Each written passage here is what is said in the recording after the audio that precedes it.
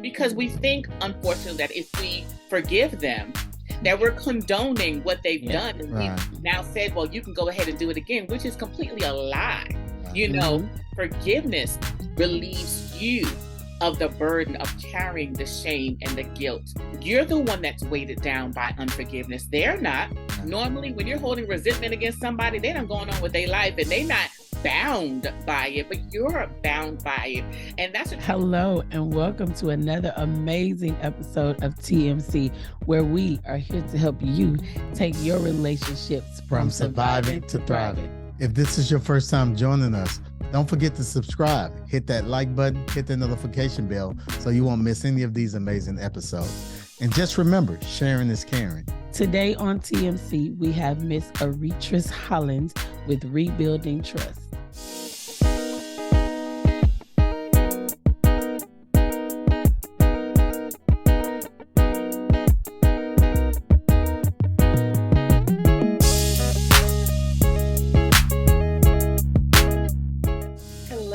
First, thank you so much for having me on your podcast. I love what you're doing, so it's an honor to be included in what you're doing. I'm Arrettres Hollins, the founder of Connecting Love and Marriage, and my core is helping wives heal from infidelity so that they can rebuild their marriage with their husband. And beyond that, I really believe in helping women and empowering them to walk in the fullness of life, of what they want to experience, even outside of their marriage. Enjoying life and love and all the wonderful things, and not just being a wife or a mom. Right. Awesome. So tell us a little bit about what led you to this work. Tell us the backstory. What led you to this work with other women? Okay. My backstory is I lost my mom to my father's indiscretions. That back in, I was 12. Well, actually found out I was 14. Unfortunately, when I first found out, I kind of blacked out 2 years of my life. So up until about maybe a couple of years ago, after, going through counseling and talking to family members, found out that it was actually, I was 14 when it happened. And when I was saying I was 12 all this time. So, the trauma of wanting to be daddy's girl and watching him and how he interacts with so many different women while being married, and then losing my mom, it broke my heart. And even after that, watching infidelity occur in so many relationships of women that I loved and women that loved their husbands, until it unfortunately knocked at my marriage. My ex-husband, decided he did not want to be faithful, and it rocked me to my core because I thought I knew better. But going through the cycle really helped me to heal and see all the different aspects of it, so that I can now help other women to heal from it and not take on the shame of what was done to them as their own. Wow. Let's talk about that a little bit. So as you are working with these beautiful sisters, you're working with beautiful women, and you mentioned taking on the shame. Let's talk about that a little bit, because I believe that is a big part of rebuilding and dealing with rebuilding, because a lot of times you do take on this shame. I've heard people say it's like, what did I do? Why wasn't I good enough? So let's talk about that a little bit. And you're working with other women. How does that kind of play out, and what do you see? We first have to start with reminding them that it has nothing to do with them. Their husband's inability to be the man that God created him to be has nothing to do with the woman. It's not about how much sex she was giving him, how dinner, how well she cooked, whether she gained weight, lost weight, or if she was focused on the children too much. Infidelity is sin. Period. And it's based on a broken relationship with God. It's just like any other sin that we may commit. But unfortunately, this sin offends and breaks the people that we're closest to also. So, just reminding women, it has nothing to do with you, and to let go of that guilt and that shame and hiding and suffering in silence, because, society wants to celebrate the side piece, and the wife that decides to stay, is shame, and why are you staying, and you deserve better. But I truly believe that God can, and I've seen it in my clients, where he restores marriages to where they're even stronger than they were before. Absolutely, absolutely. You were just talking, and I was just thinking a lot of times we do know that the society we live in promotes the whole side piece thing, and social media and all of that. You see so much like we're in an open marriage and these things, and sometimes somebody thinks they're in an open marriage and the other person don't know. And so when that happens and they begin, when a client comes to you and they've suffered through infidelity and they want to rebuild their marriage, they want to stay, they want to be the wife that sees their marriage through, where do you start? Let's talk about that a little. Where do you start with it? One of the first questions that I do ask is their husband now committed to the relationship? Because if he's still out in them streets, there's nothing that we can do in the restoring aspect of it. We can heal, but restoring the marriage and getting it to where it needs to be, to where you're feeling the love and the safety and security that you should have in marriage, there's nothing we can do if he's still out in the street. So, and as women, we know, as believers, we know when he's serious. Now, of course, they may struggle with the fear of what if he steps back out. But we know, God, I go through the process of, reconnecting women back with God, building that foundation again, so that they're also trusting God to reveal to them when things happen. Because unfortunately, when he cheats, we also turn from God as well. Like, God, why did you let this happen to me? How could you let him, knowing that I'm a good wife? And so just reconnecting them with God, and then, is he still cheating? If he is, that's a whole other conversation. But if he isn't, let's work on you healing so that you can see the transformation in him. Most women, and I'm still fascinated by the fact that I work exclusively with women, but in the process and the system that I have up, God shows up and transforms the man and his actions and his commitment to the relationship. Is it perfect? No, marriage is not perfect. We're two imperfect people, but one of the caveats is we're going to be dedicated to each other and God in being who he's called us to be. And I have had clients like that where their husbands were still out there. And what ends up happening is, as you go through the healing process and you're rebuilding and you're empowering them and getting them to identify what their core value is and what their expectations are in marriage, and that they're not asking for too much, what ends up happening is they stand so firm on who they are and what they want that they end up walking away from the marriage, realizing there's nothing we can do. When he's ready, we'll see if we're still available. But, just really rebuilding. I really believe in women walking in their power and not just allowing what society is dictating to control their narrative. I want you to kind of deal with, because I think resentment is a big thing. I mean, once the huddle over the simple fact of, it's not your fault or whatever, but that resentment piece, I want you to deal with that, because I think resentment is a silent killer. And if we're not careful, I mean, we can't move on. We can't move on. We'll be 10, 20, 30 years and still living in 1988. So I want us to, help for some sisters and brothers that's been broken and stuck in the past. Let's free them today. Amazing. And you're so right. Resentment is a silent killer. It will affect every area of your life. I see resentment as if I took my glasses and I put them in the dirt outside or in the mud, but now I'm trying to look and see people with my glasses on. Everything's jaded. Everything's off. Nothing's clear. I don't see the beauty in anything because I have mud all over my glasses. And one of the toughest cookies to embrace, most illuminated aspects of releasing resentment, is forgiveness. Because we think, unfortunately, that if we forgive them, that we're condoning what they've done. And we've now said, well, you can go ahead and do it again, which is completely a lie. Forgiveness relieves you of the burden of carrying the shame and the guilt. You're the one that's weighted down by unforgiveness. They're not. Normally, when you're holding resentment against somebody, they done going on with their life and they not bound by it, but you're bound by it. And that's a trick of the enemy. That's what he does, knowing that as long as I have them stuck in unforgiveness, they will never experience love the way God ordained. Because you'll never let anyone in. Even if you leave your marriage and you go into another relationship, you still have on that dirty lens. Mm-hmm. You won't be able to see the love that someone is giving you. And there's always going to be you're going to see some, as the dirt specks are on there, you're going to see things that aren't even really there. Certain behavior that the other person may have, you're going to see it as something that's not really there. And they're like, wait a minute, what's happening?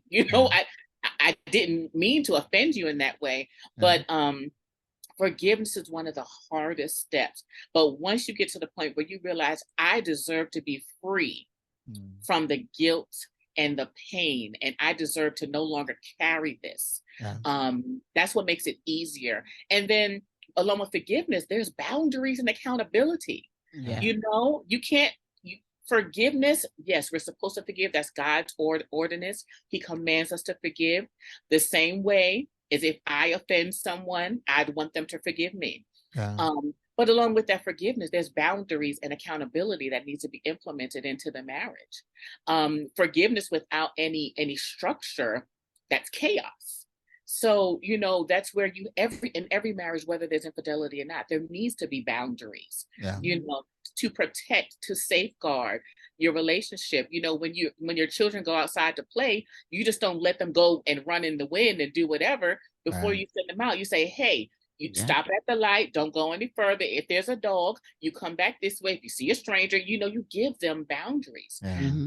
As adults, we have to be as intentional with our relationships and with our marriage to say, hey, what are the things that's going to safeguard our marriage so that we both feel safe and we continue to have a marriage that's healthy? I want to talk about one more thing before we move on, dealing with unforgiveness and resentment, because there's someone right now that may be listening that may be saying within themselves that they have forgave, and there's still possibly mud still on the glasses, and they've been walking with mud on their glasses for so long. It's become normal, and they don't realize that the glasses is still dirty. I want you to give us some practical examples of what do that look like when we possibly haven't forgave that individual that offended us. Awesome. And that's an excellent question. I bring it back to the word when someone offends us, ultimate revelation that you've forgiven them is when you're able to bless them. When you pray blessings over their life. That's a hard, because there's been times in my current marriage, I'm looking at my husband like, I want to pray a blessing over you. You done got on my last nerve today. But that's when you really know that you are ready and you've healed. When you're able to say, you know what, Lord, bless them, bless their heart, heal their heart, allow them to experience your love and to experience favor with their employers and employees and family and friends. When you're able to pray blessings over them, that's when you've really healed and you've really forgiven them. Wow. Thank you for that. And I was about to say that's a knowledge bomb, but that's a wrong podcast. Yeah, wrong podcast. It's important that we have community of people like you that can call us to the table and say, hey, and that's part of that accountability situation. The woman sometimes want to now police the man. But you shouldn't be the person holding him accountable. There needs to be a man in his life who loves God, who's dedicated to his wife, who will hold him accountable, who's honest, who's transparent, who will let your husband vent, but then always send him back to the marriage. So husbands and wives need that. Absolutely. And the other thing you mentioned is being honest. We have to be honest with ourselves regarding our limitations and our strongholds. There's certain, I don't put myself in situations where I would be tempted. I make sure if I see a man, now I'm still a woman. And if I see a man that's looking pretty hot and tempting to me. We're not going to have any conversations without my husband standing there, or, someone else who I respect and love, and, without them being present. You have to safeguard and be honest with yourself, and not just say, well, no, I'll never this and I'll never that. Don't play, with the devil, because he knows what you like. And he knows whether you like them tall or short, light skin, dark skin, buff, and you just happen to be working. It just takes, they think infidelity happens over a long period of time. Sometimes it's just y'all had a bad argument, y'all been having a rough patch, and your co-worker just happens to listen to you a little longer, let you know, oh, well, how's your day, and how's everything going, and you entertaining the conversation a little too long. So, we have to be mindful of and being honest with ourselves. What do we like? What are we attracted to? And safeguarding ourselves, saying, you know what? I know I like him like LL. So if he looking like LL, we can't be friends, sir. No.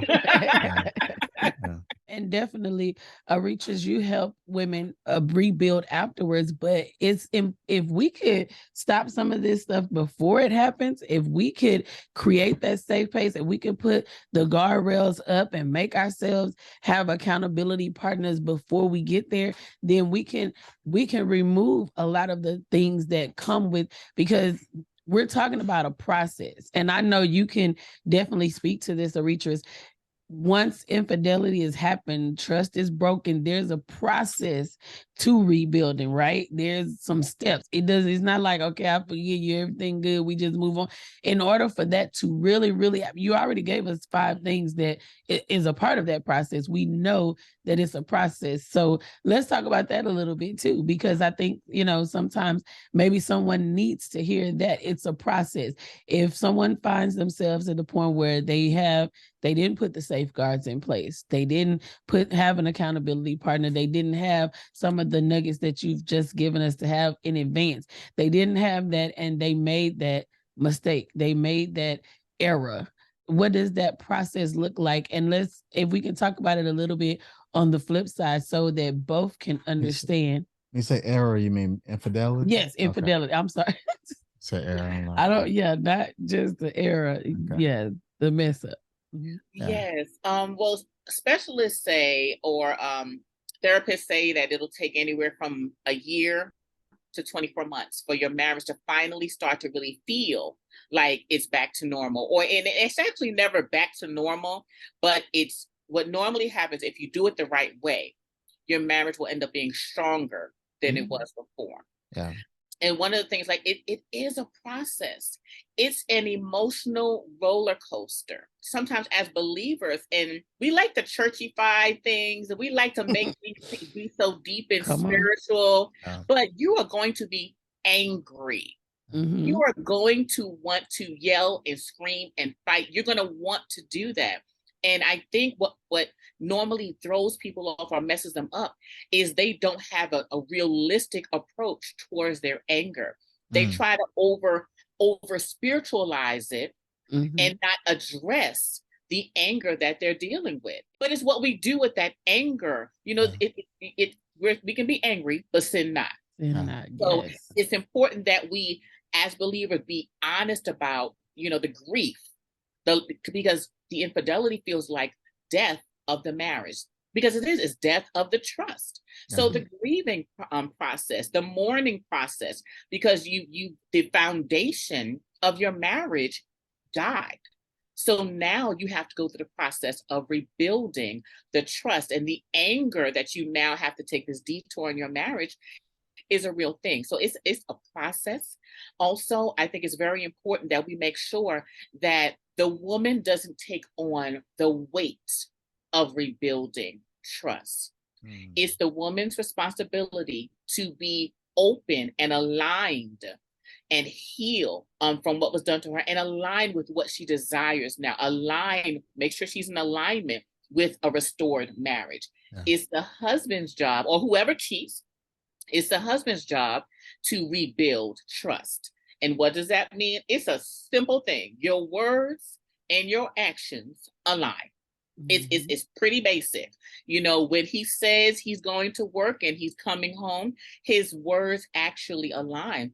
And sometimes the offender, whoever cheats, just thinks, well, as long as I don't cheat, everything's fine. Well, rebuilding trust means everything you say Absolutely. aligns. Yeah. So if you say, I went to Walmart and bought some bread, you better come home with some bread. Okay? Because what happens is the woman or the person who was offended is now looking at every single thing that you do. And of course, as you go through the healing process, I help women to widen their lens so that they're not just focused on, because you'll drive yourself crazy. Yeah. You'll be up at night worried about stuff that ain't even real. So, you know, making sure that it's not your job to rebuild trust, it's your job to heal and align with the woman who is in a healthy marriage, become that woman. And he has to make sure that his actions are aligned with whatever he says. Because it's twofold, right? Because sometimes the offender feels like, oh, we should just move on and get over it, as if it didn't happen, you know. And then you have the one that was offended. Maybe they're in the situation, they're in the place in the relationship where they are like laser focused on everything. I mean, they're like Superman. They just they see through walls and through steel beams and everything else. For that individual that is seeing through walls and steel beams, can an offender tell that individual that was offended to make them feel comfortable or make them feel safe? Or is it what we do or what we say? It's mostly what they do. Gotcha. Now, we do want to hear, baby, I'm committed. We do need to hear that. We need to hear, baby, I'm committed. I will never do this again. I'm aligning with you. I'm aligning with the word of God. I'm becoming the man of God that God's created me to be. You know, I repent of my sins. I'm turning from it. Yes, we do want to hear it. But most importantly, we need to see the behaviors. We need to see the actions. One of the things that a man can do or the offender can do is go to counseling and go to his own counseling. I believe in the woman getting her own counselor, the husband getting his own counselor, and then they can have a marriage counselor that deals with them and their marriage. Why? Because the woman, she needs to get it all out.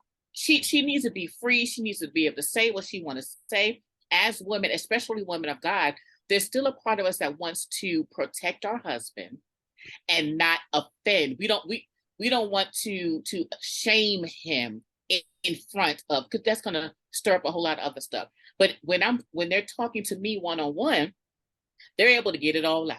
They're able to say what needs to be said, and then I guide them through the process. Same thing with the husband. He needs to be able to identify, how did I get here? What in me made me feel that infidelity was the route that I needed to take?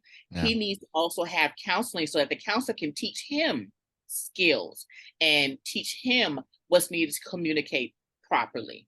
You know, sometimes it's a matter of just having a conversation. You know, there are sometimes infidelity happens because we have sexual desires that we're not expressing.